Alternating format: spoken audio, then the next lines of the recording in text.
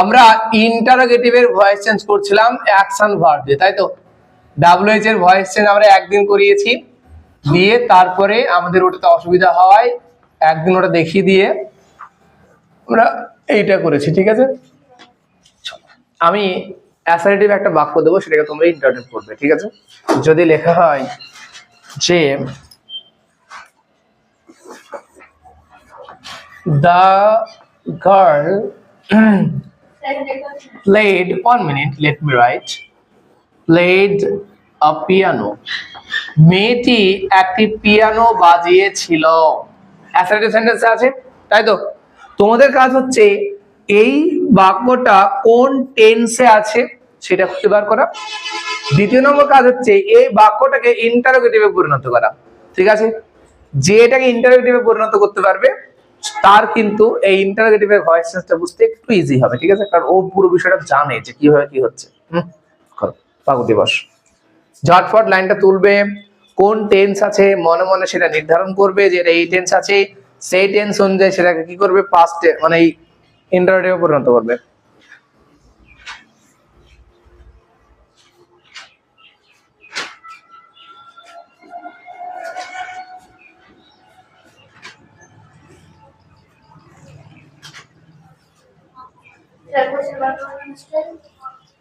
না এটা তো অ্যাসার্টিভ, এটাকে ইন্টারোগেটিভ করো, দিয়ে কোশ্চেন মার্ক হবে। হ্যাঁ, পিয়ানো পর প্রশ্ন দাও।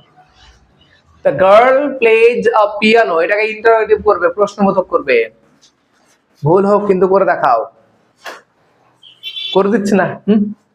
যদি আমি এটা লিখি যে I am a student, বলো এটাকে প্রশ্নবোধক করতে পারবে না পারবে না? এটার ইন্টারোগেটিভ কি হবে? কি হবে? হ্যাঁ, very good. am I student এর শেষে কোশ্চেন মার্ক। ওই জিনিসটাই এই বাক্যটার সাথে করতে বলেছি, মাথায় ঢুকছে না কেন? একটা অ্যাসার্টিভকে যখন বলছে এটাকে ইন্টারোগেটিভ করো, ইন্টারোগেটিভ করো, যেমন এটা বুঝতে পারছো যে আমটা আগে চলে আসলো, আইটা পর থেকে গেল, দিয়ে স্টুডেন্ট স্টুডেন্ট লিখে দিলাম বলি বলি, দিয়ে কোশ্চেন মার্ক। এটা নিয়ে কোনো আপত্তি নেই। এই বাক্যটাকে তো এইরকম কোশ্চেন মার্ক করতে বলছে, আর প্রশ্নবোধক করতে বলেছি, তো দাগাল থাকতে কি হলো?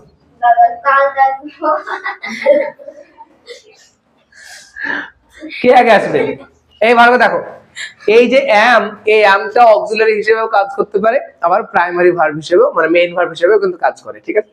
am আমরা জানি যে am, is, are, was, were, shall, will, has, have, had, do, does, did, এগুলো যদি কোনো বাক্যের ভিতরে থাকে সেটাকে আগে বসিয়ে দিলেই কি হয়ে যায়, ইন্টারোগেটিভ হয়ে যায়। কিন্তু এই বাক্যটা দেখো, আমি তোমাদেরকে বললাম যে এটা কোন টেন্সে আছে, আগে বলবে এই বাক্যটা কোন টেন্সে আছে, বলো এটা কোন টেন্স আছে বললাম? Present perfect continuous. কোন পারফেক্ট? প্রেজেন্ট পারফেক্ট গঠন কি? প্রেজেন্টে কোথায় আছে? হ্যাজ হ্যাভ কোথায় আছে প্রেজেন্টে? am, is, are, has, have কিছু আছে বাক্যটাতে? মেইন ভার্বের বেস ফর্ম আছে বা v1 আছে বা কিছু আছে? the girl played আছে, the girl played আছে, এখানে ভার্ব কোনটা? the girl played a piano, verb কোনটা? played টা ভার্ব, তাহলে এই played টার সঙ্গে দেখো ed আছে, মানে এটা v1 v2 এ আছে না v3 তে আছে? v3 তে থাকা, তাহলে একা v3 তে থাকতে পারে? এর আগে কোন অক্সিলারি লাগে, তাই তো? তাহলে এটা কোন টেন্সে আছে? v2 এ আছে, তাহলে সাবজেক্ট v2 আর অবজেক্ট কোন টেন্সে গঠন? the girl played a piano, তাহলে এটা v2 এ আছে, mv সিম্পল পাস্টে আছে, এই টেন্সটা আমাদের বাক্যটা সিম্পল পাস্টে আছে। যখন আমরা কি করব, এটাকে ইন্টারোগেটিভ করব, যেহেতু এটা একটা অ্যাকশন ভার্ব বা ডু ভার্ব, তাই এখানে হয় ডু নইলে ডাজ নিয়ে আসতে হবে যদি এটা প্রেজেন্ট টেন্স হয়, আর ডিড নিয়ে আসতে হবে যদি এটা পাস্ট টেন্স হয়। তাহলে যেহেতু এটা পাস্ট টেন্স, তাই আমরা প্রথমে ডিড নিয়ে আসবো। কি নিয়ে আসবো? ডিড নিয়ে আসবো। তোমাদেরকে করিয়েছিলাম প্লেড থেকে যদি ডিড বের করে নেই তাহলে ডিড প্লে হয়ে যায়, তাই না? প্লেটার থেকে যদি ডিড বেরিয়ে যায় তাহলে এটা ইডিয়ার থাকে না, প্লে হয়ে যায়। ডিড বসলো, তারপরে দা গার্ল বসলো, এবার প্লেটা হয়ে যাবে v1 এ চলে আসবে, প্লে হয়ে যাবে, দিয়ে এ পিয়ানো থেকে গেল, শেষে একটা question mark. Did the girl play a piano, মেয়েটি কি একটি পিয়ানো বাজিয়েছিল? তোমাদের পরীক্ষায় অ্যাকশন ভার্বের ইন্টারোগেটিভের ভয়েস চেঞ্জে এটা থাকবে প্রশ্ন, did the girl play a piano. এই প্রশ্নের যে বাক্যটা, এটা কোন বাক্য থেকে আসলো, এই বাক্যটা থেকে আসলো, তাই তোমাদেরকে এটা করতে দিলাম যে এটাকে তোমরা ইন্টারোগেটিভ করো। কেউ পারলো না, পারলো তো পারলোই না, কোন টেন্স আছে তাও বলতে পারলো না। সবার পড়াশোনার হাল তো খুবই খারাপ। আমি এরকম করে পড়াশোনা কন্টিনিউ করবো না, ঠিক আছে? ওই করিয়ে দিলাম, দিয়ে ছেড়ে দিলাম, হয়ে গেল, আর মনে রাখলো না, এরকম করে পড়ানোর কোনো প্রয়োজন নেই। কারণ এরকম করে সব জাতি পড়ানো হয় যে একদিন বলে দিয়েছে বছর শুরুতে, তারপরে যার যা ইচ্ছা পড়লো পড়লো, মনে রাখলো মনে রাখলো, না রাখলো না রাখলো। আমি ভয়েস চেঞ্জ 1 মাস ধরে করাচ্ছি, কেন করাচ্ছি? 1.5 মাস ধরে করাচ্ছি, কেন করাচ্ছি? তোমাদের তো ক্লাস 8-এ আরো গ্রামার আছে, বলেছিলাম না ন্যারেশন শেষ করতে পরে 8 পার হয়ে যাবে, তাও আমি এগুলো কেন করাচ্ছি? এইটা কি শুধুমাত্র ক্লাস 8-এর ওই 1 মার্কের জন্য? ক্লাস 9-এও এই একই ভয়েস, ক্লাস 10-এও এই একই ভয়েস, 11-তেও এই একই ভয়েস, 12-তেও এই একই ভয়েস, ভারতবর্ষের যত চাকরির পরীক্ষা আছে এই একই ভয়েস, কোনো চেঞ্জ নাই। তাহলে কেন শিখছো না এগুলো? আমি বুঝতে পারছি না।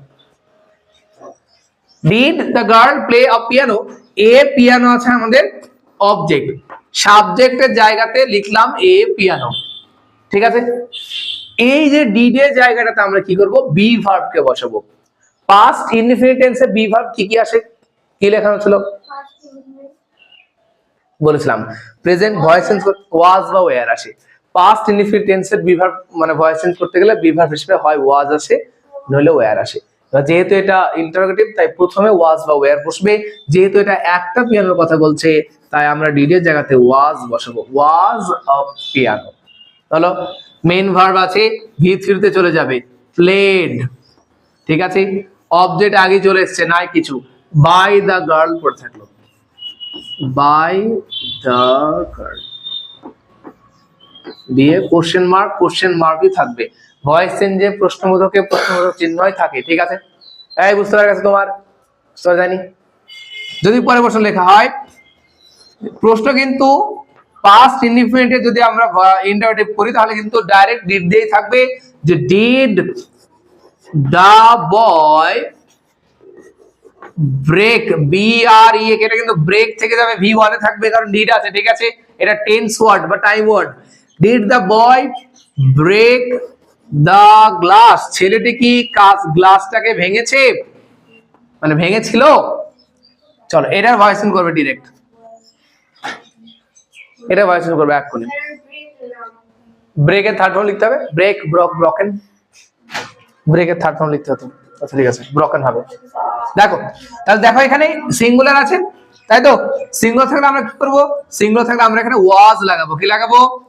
ওয়াজ। তারপরে চলে আসলো object the glass, was the glass break, V3 বা third form is broken, BROKEN, broken by the boy, by the boy, question mark থাকবে। বুঝা গেল? Was the glass broken by the boy, গ্লাসটা কি ছেলেটার দ্বারা ভাঙা হয়েছিল? আমি কি বুঝতে পারলাম না? বুঝতে পারলাম না? সাজা বুঝতে পেরেছো? বুঝতে পেরেছো সবাই? ঠিক আছে, তাহলে আর দুটো কাজ দেওয়া যাক, এখনই করবে, এইখানেই করবে কাজ।